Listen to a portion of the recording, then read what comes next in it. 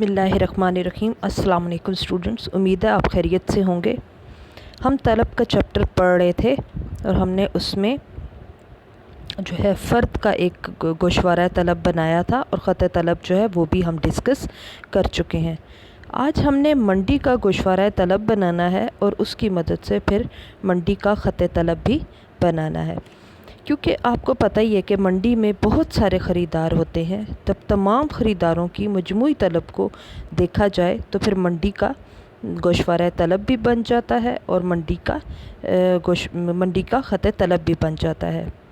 शय की मुख्तलिफ़ कीमतों पर एक फ़र्द किसी शय की जितनी मिकदारें तलब करता है वो एक फ़र्द की तलब है, लेकिन मंडी की तलब से क्या मुराद है? किसी शय की वो कुल मिकदार जो कि मुख्तलिफ़ सारिफ़ीन अशिया की मुख्तलिफ़ कीमतों पर तलब करते हैं।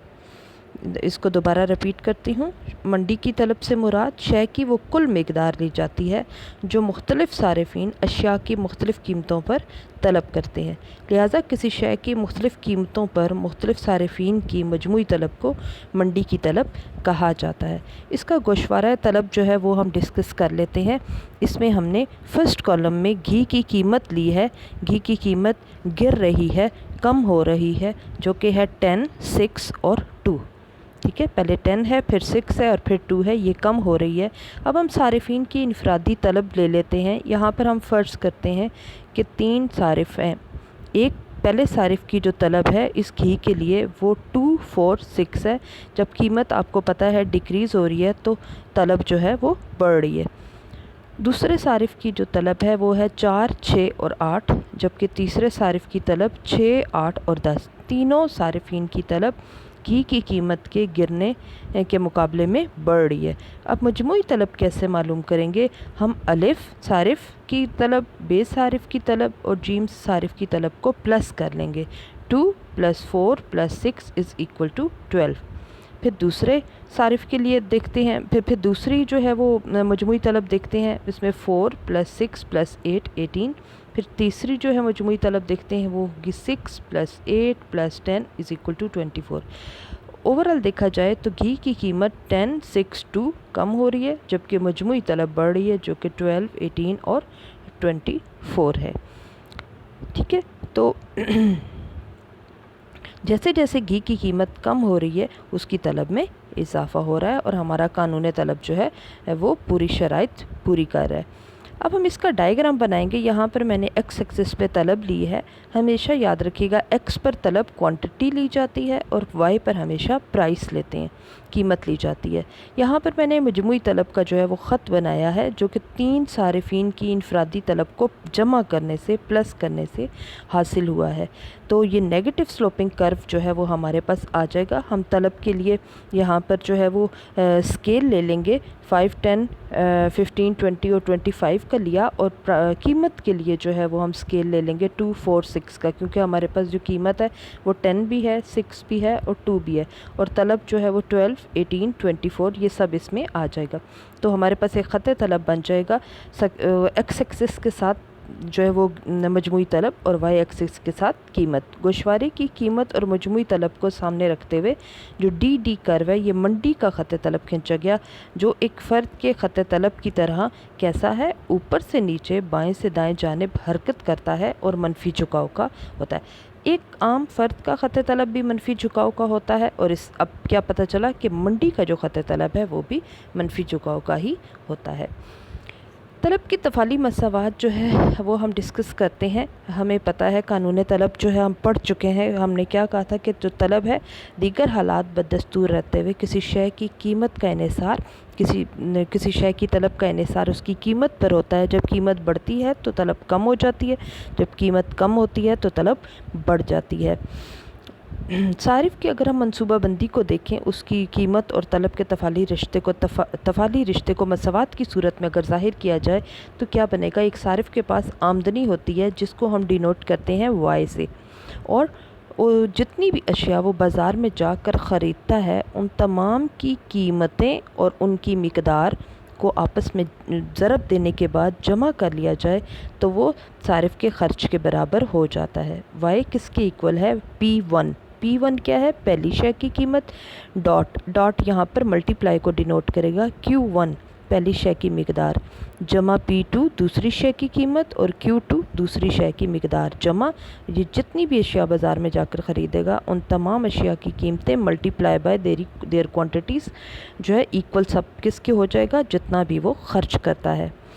दूसरा हमने देखा था कि जो तलब किसी शय की तलब है वो किस पर डिपेंड, एक्चुअल में किस पर डिपेंड जो करती है, जितनी भी तलब को मुतासर करने वाले अवामिल हैं। और मुतासर करने वाले अवामिल कौन से हैं तलब किस किस पर डिपेंड करती है, तलब कीमत पर डिपेंड करती है, सारिफ़ीन की तादाद पर डिपेंड करती है, सारिफ़ की आमदनी पर डिपेंड करती है, सारिफ़ की पसंद अदात पर डिपेंड करती है और मुतबादिल अशिया की कीमत पर इन्हिसार रखती है। तो क्या कहा जाता है, quantity demanded is a function of price, number of consumer income, taste and price of substitute. यानी शय की तलब की मिकदार के अनुसार शय की कीमत, सारिफ़ की आमदनी, सारिफ़ीन की तादाद, फैशन और मुतबादिल अशिया की कीमतों का तफ़ाल है। तफ़ाल का क्या क्या मतलब है, फ़ंक्शन है। माहिरीन ये फ़र्ज़ करते हैं कि अरसा कलील में लोगों की पसंद, तादाद, आदाद वगैरह में कोई तब्दीली नहीं आती, ना ही मुतबादिल शय की कीमत बदलती है। इसलिए जो तफ़ाल है तलब का वो कैसे बनता है, QD is equal to function of P and Y। यानी यहाँ पर सारिफ़ीन की तादाद N, ठीक है, सारिफ़ की जो टेस्ट है यानी कि उसकी पसंद T और PI price of substitute change नहीं हो रही। तो क्वांटिटी डिमांड जो है वो फंक्शन है P एंड Y का। अब अगर हम फंक्शन को हटा दें तो हमारे पास क्या चीज़ आ जाएगी, यानी कि क्वांटिटी डिमांड जो है वो इक्वल है, अगर हम इस फंक्शन को हटा दें तो एक कांस्टेंट वैल्यू लगाएंगे जो होगी A और B। हम P के साथ A लगा देंगे और Y के साथ B लगा देंगे। Quantity demand is equal to AP plus BY। क्वांटिटी डिमांड फिर फ़र्ज़ किया जाता है कि सारिफ़ की आमदन जो है वो भी अरसा कलील में तब्दील नहीं होगी।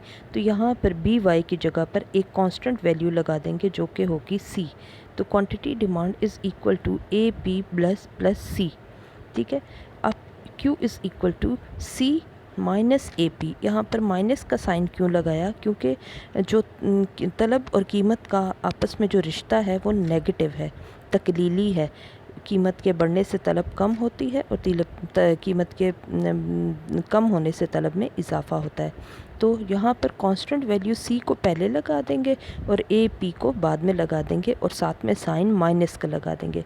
अब हमारे पास ये क्वांटिटी डिमांड का फंक्शन क्या बनता है, Q is equal to 10 minus 2P, ठीक है। C की जगह पर 10 हम फ़र्ज़ करते हैं कि 10 है और A यहाँ भी कांस्टेंट वैल्यू यहाँ पर 2 लिख देते हैं और P की जगह पर P प्राइस को ही शो करेगा। क्वांटिटी Q जो है ये तलब को शो कर रहा है, क्वांटिटी डिमांड 10 कांस्टेंट वैल्यू है, माइनस 2 ये भी कांस्टेंट वैल्यू है और P जो है वो हमारे पास कीमत है। तो अब हमारे पास जब क्वांटिटी डिमांड का फंक्शन आएगा, कोई तफ़ाले तलब दिया हुआ होगा तो वो इस शक्ल का होगा, Q is equal to 10 minus 2P। तलब की तफ़ाली मसवात इसी को हम ग्राफ की शक्ल में शो करते हैं। हम कीमत 4 ले लेते हैं, 1 2 3 4, ठीक है, 4 इकाइयाँ कीमत की लेते हैं और तलब वाली मसवात में इसको हम पुट कर देते हैं। इसको पुट करके भी मैंने आगे रफ़ जो है वो अमल करके बताया भी है, पहले उसको देख लेते हैं फिर इस टेबल पे वापस आते हैं। QD is equal to 10 minus 2P। हम यूँ करते हैं, P की जगह पर पहले 1 पुट करते हैं तो 10 माइनस 2 आ जाएगा, इज़ इक्वल टू 8। फिर हम 2 पुट करेंगे, 10 माइनस 2 इंटू 2 4, ठीक है, 10 माइनस 4 इज़ इक्वल टू 6। फिर 10 माइनस 2 और फिर 3 वैल्यू पुट करेंगे, 6 आ जाएगा। तो 10 माइनस 6 इज़ इक्वल टू 4। फिर Q is equal to 10 minus 2 और इधर हम 4 वैल्यू ले लेंगे तो 10 माइनस 8 इज़ इक्वल टू 2। अब अगर आप इसको गोशवारा बनाएं तो आपने क्या किया, कीमत 1 2 3 4 ले ली और आपके पास जो मिकदार तलब है वो कैसे आई, 8 6 4 और 2। कीमत के बढ़ने से तलब में कमी हो रही है, यानी कि हमारा कानून तलब जो है वो भी यहाँ पर दुरुस्त साबित हो रहा है। इसका डायग्राम जो है वो इसी तरह से बनाएंगे जैसे आप पहले भी बनाते रहे। एक्स पर तलब ले लेंगे, वाई पर कीमत ले लेंगे। एक्स पर वैल्यूज़ जो है वो स्केल 2 4 6 और 8 का ले लिया और वाई पर जो है मैंने 1 2 3 4 का ले लिया, कीमत जैसे हमारे पास नज़र है। एक मनफी झुकाव का ख़त तलब जो है वो बन जाएगा। मनफी झुकाव का ख़त तलब जो है वो हमें क्या ज़ाहिर करता है कि कीमत के बढ़ने से तलब कम हो रही है और कीमत के कम होने से कीमत के कम होने से तलब में इजाफ़ा हो रहा है। इसके बाद हम गोशवारे की मदद से तलब की मसावात को अख़ज़ करने का तरीका देखेंगे। अगर हमें एग्ज़ामिनर एक गोशवारा दे देता है, एक टेबल दे देता है और कहता है कि उसकी मदद से तफ़ाल तलब या तफ़ाल रसद जो है वो मालूम करें, तो वो हम एक फ़ार्मूले के तहत जो है वो करेंगे। फ़ार्मूला क्या है? Q minus Q1 is equal to Q2 minus Q1 और divided by P2 minus P1 into P minus P1। क्या है? Q minus Q1 is equal to Q2 minus Q1 divided by P2 minus P1 और into P minus P1। ठीक है, यहाँ पर जो है Q जो है वो तलब की मिकदार है, Q1 तलब की पहली मिकदार है, Q2 तलब की दूसरी मिकदार, P कीमत, P1 शय की पहली कीमत और P2 जो है वो शय की दूसरी कीमत को शो कर रहा है। यहाँ पर एक गोशवारा जो है वो ले लेते हैं। एग्ज़ाम्पल मैंने बुक से ली है, वहाँ भी आप जो है अगर आपको कोई मसला हुआ तो देख सकते हैं। कीमत जो है वो है 5, 10 और 15 और QD कितना है 40, 20, 30 एंड 20। ठीक है, ये गोशवारा पेपर वाला एग्ज़ामिनर जो है वो आपको देगा। ठीक है, आपको देगा और आपने इसकी मदद से जो है वो क्या करना है, आपने इसकी मदद से जो है वो तफ़ाल तलब मालूम करना है। और कैसे मालूम करना है, आपने इसको जो हमारे पास फार्मूला है उसमें इसको पुट करना है। पी की वैल्यूज़ 3 दी गई हैं, ये 3 वैल्यूज़ दी गई हैं, लेकिन हमें चाहिए इसमें पहली 2। तीसरी वैल्यू किस में हमें काम आएगी? डायग्राम बनाने में। तो 3 वैल्यू यहाँ पर दी है। प्राइस इंक्रीज़ हो रही है 5, 10, 15 और जो तलब है वो कम हो रही है 40, 30, 20। ठीक है, तो अब आपने इसको पुट जो है वो करना शुरू करना है। किस तरह से पुट करेंगे? Q माइनस, इधर हमारे पास Q1 है तो Q1 जो है वो हमारे पास 40 है पहली Q1, फिर इज़ इक्वल टू 30 जो है वो Q2 है माइनस Q1 हमारे पास 40 था डिवाइडेड बाय P2 जो है वो है 10 और P1 5 है इंटू P रहेगा और माइनस 5 यानी कि P1। Q minus 40 is equal to 30 में से 40 माइनस करेंगे तो माइनस 10 आ जाएगा divided by 5 into P minus 5।